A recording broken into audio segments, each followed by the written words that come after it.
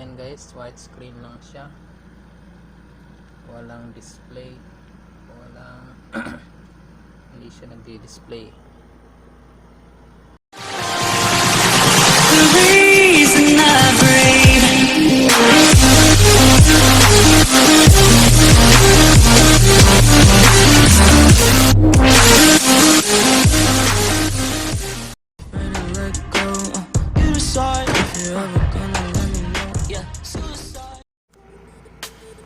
Hello guys, kumusta mga ka-Lightech TV? Ito na naman tayo at mayroon tayong i-repair na laptop. Ang problema nito ay widescreen, nag-widescreen siya. So ito, subukan natin i-charge. Saksak natin yung charger at i-power on natin.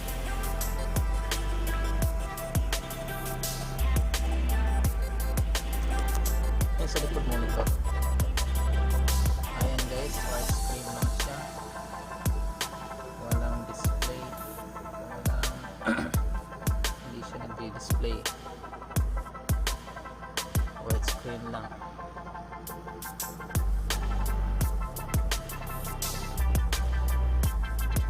Ayan. Pero pag ikakabit natin yan sa monitor, meron yan siyang output.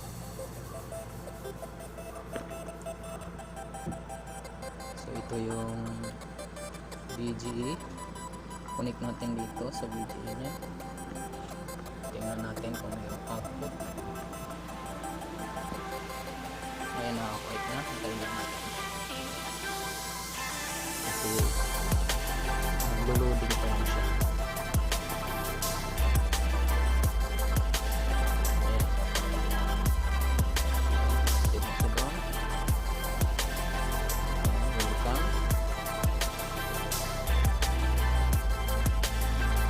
Sa screen wala siyang lumalabas na welcome, pero dito sa external monitor meron siya. Ayun. Ayun.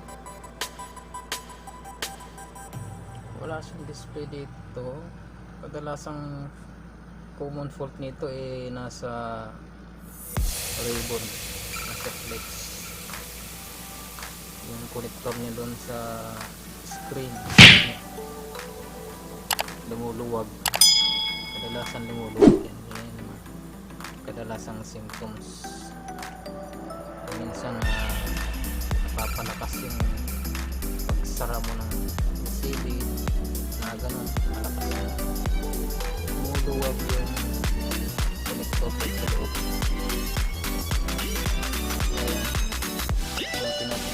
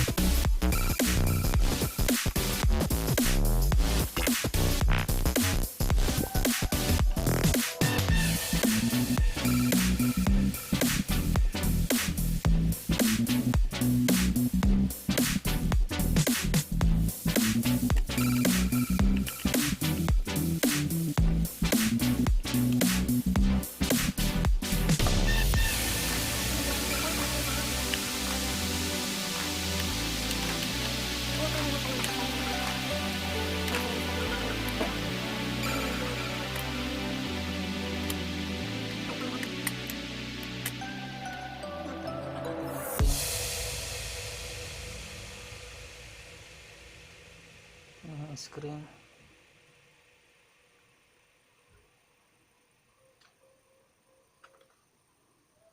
Ito yung backlight inverter. Ito yung nagpapailaw ng ito yung nagpapailaw, nagpapaliwanag ng screen, ibigay ng liwanag. Ayan, tanggalin lang natin ito.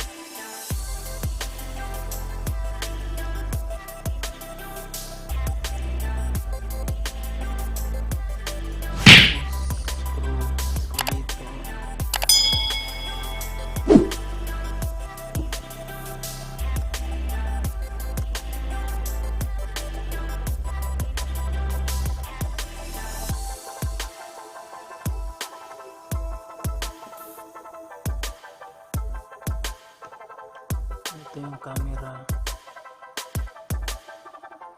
Dahan-dahan din sa pagtanggal ng screen kasi meron yung nakakabit na wire dyan sa likod.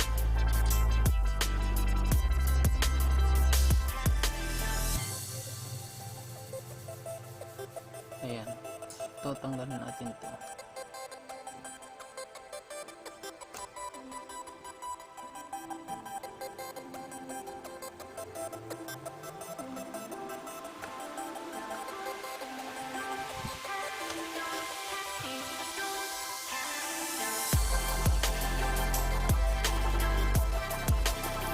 Guys, kasi meron pa yung mga wire na nakakabit ito.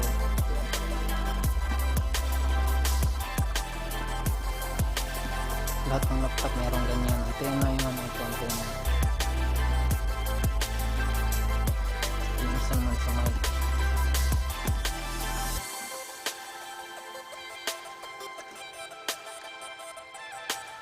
So ito yung connector niya papuntang LCD.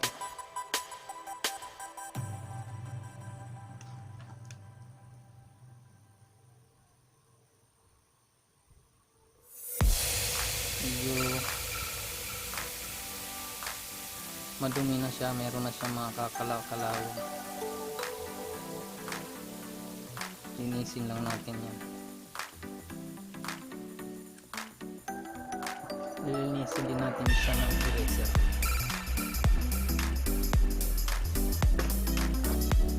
Ito maganda rin itong panlinis eraser. Ayan guys, linisin natin ang buti.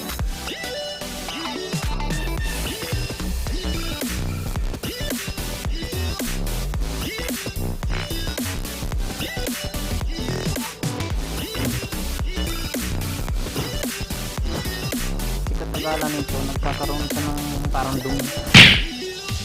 Karoon niya ng dumi dyan. Kaya hindi na siya masyado nagpupunta dito. Balik na natin.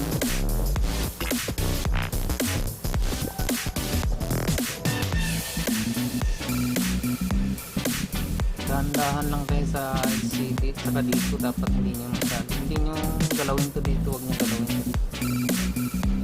Kasi masilan to masyado.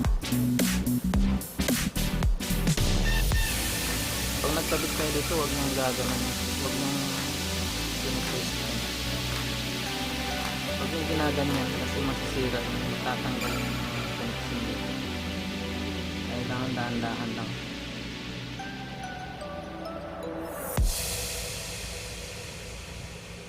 Ayan, higpitan lang natin mabuti. Sagad lang.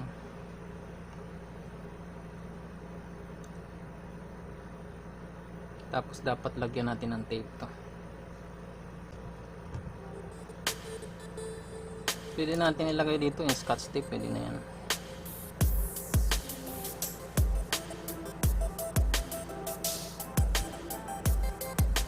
Basta lang dumikit siya sa hindi siya magalaw-galaw.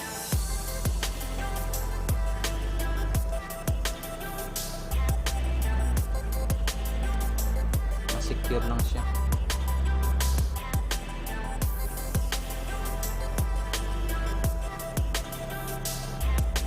Balik natin.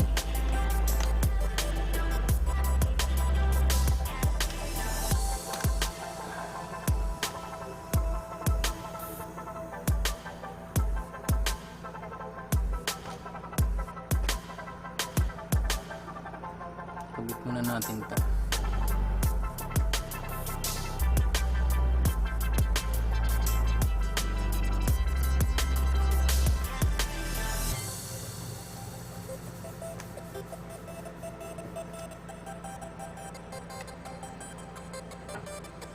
Ayan, screw natin.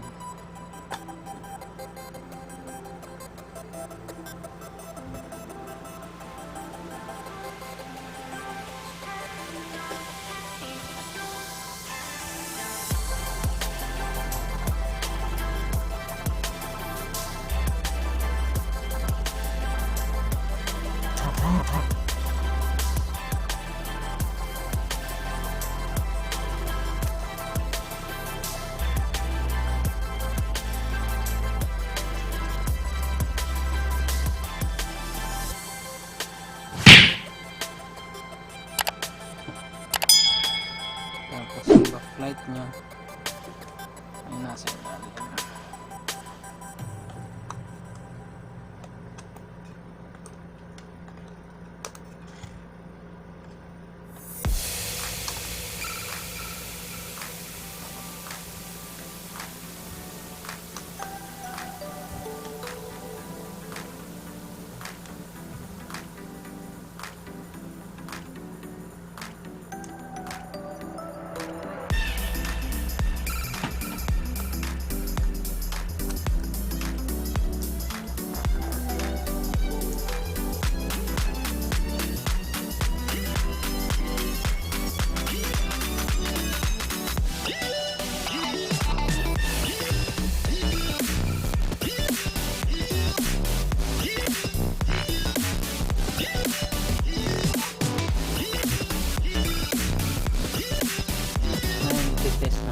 Bago nyo ikabit yung charger, bago kayo mag-power on, make sure check nyo mabuti yung connection nyo kung okay.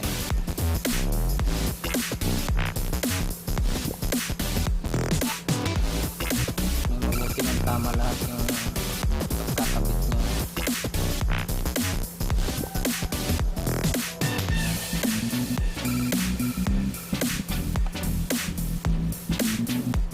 Tapos power on.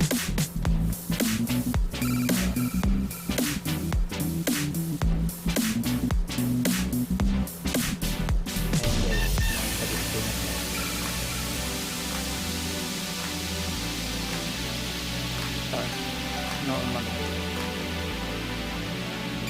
Ayun na siyang display.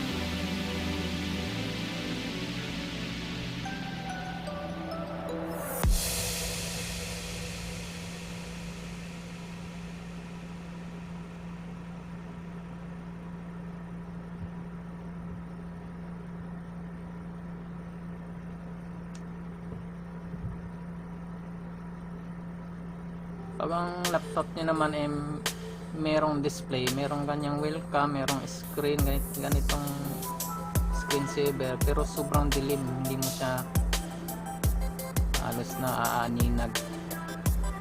Ang problema naman pag ganun is itong inverter ito. Itong inverter na to.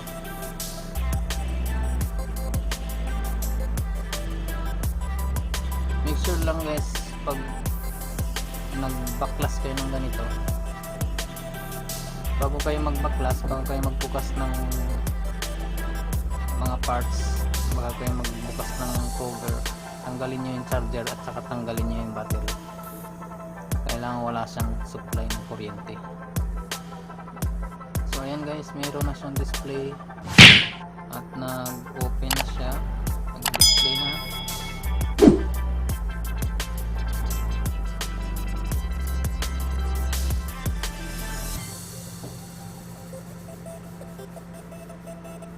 So pwede na nating ibalik tong cover nito.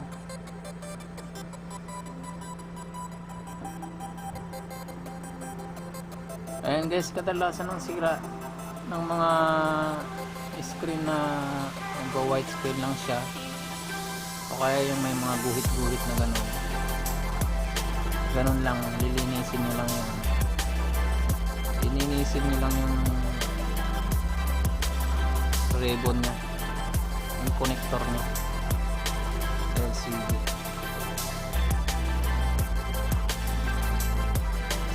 Minsan naman yung nasa loob na connector dito sa loob, yung connection nitong wire na to papunta doon sa LCD,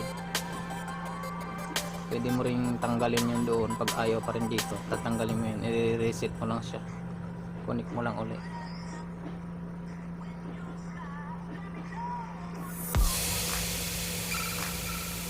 Ayan, meron na siyang display. Balik na natin ito.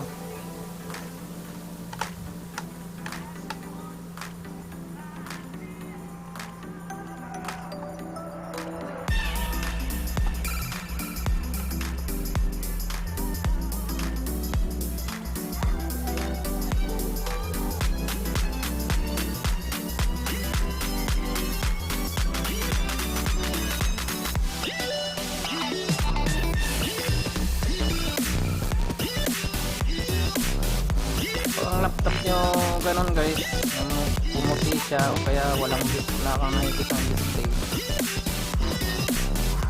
try nyo muna i-connect sa external monitor. Ito papuntang monitor, kaya TV. Ito TV itong gamit ko. Yung TV naman meron siyang option na VGA. Yun mo siyang gawin connect sa computer o laptop. Yung input ng TV meron yung VGA, USB, HDMI. Doon pa sa VGA.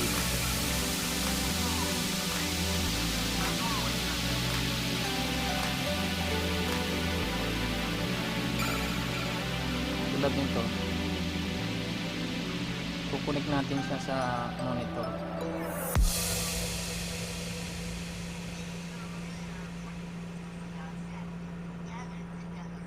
Ito, connect natin dito sa VGA.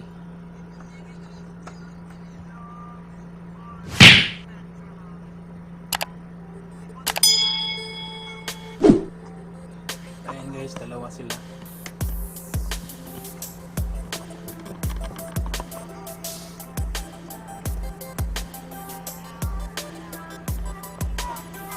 Ang tawag dyan is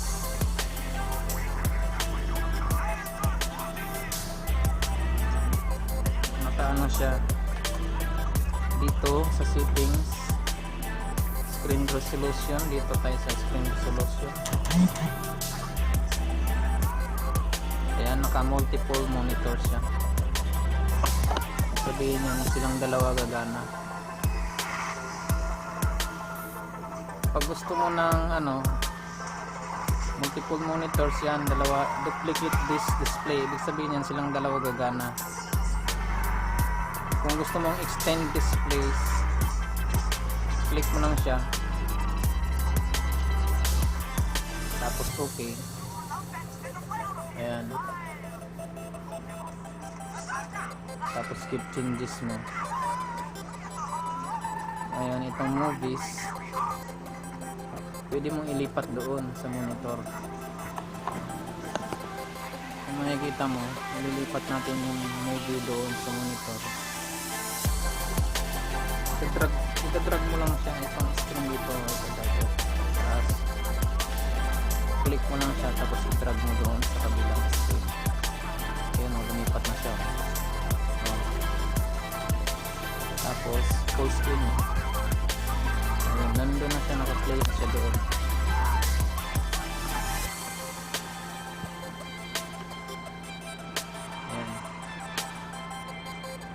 Habang gusto mong manood ng movies nasa kabilang monitor, pwede ka rin mag YouTube dito sa main screen mo.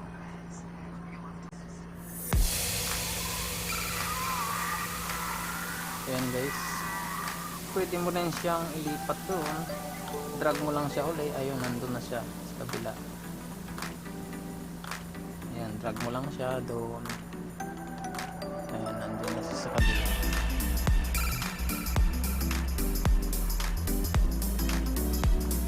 Tapos gusto mo, lipat mo rin itong movies dito pabalik sa main screen mo.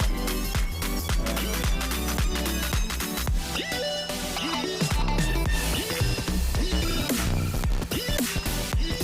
Tapos yung isa naman nandun sa kabila.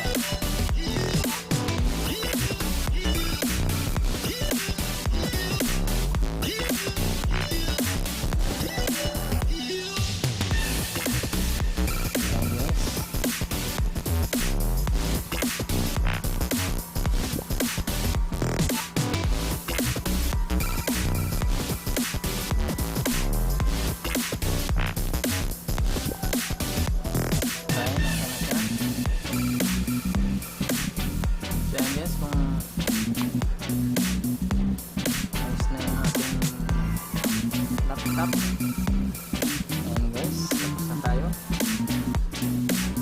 Kung bago ko pa lang sa ating channel guys, please subscribe. Ayan, subscribe mo lang guys kung gusto mo yung ganitong klaseng mga videos.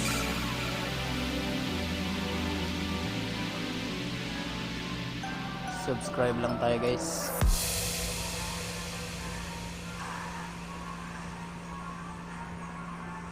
Ayan guys, okay na tayo. Okay na.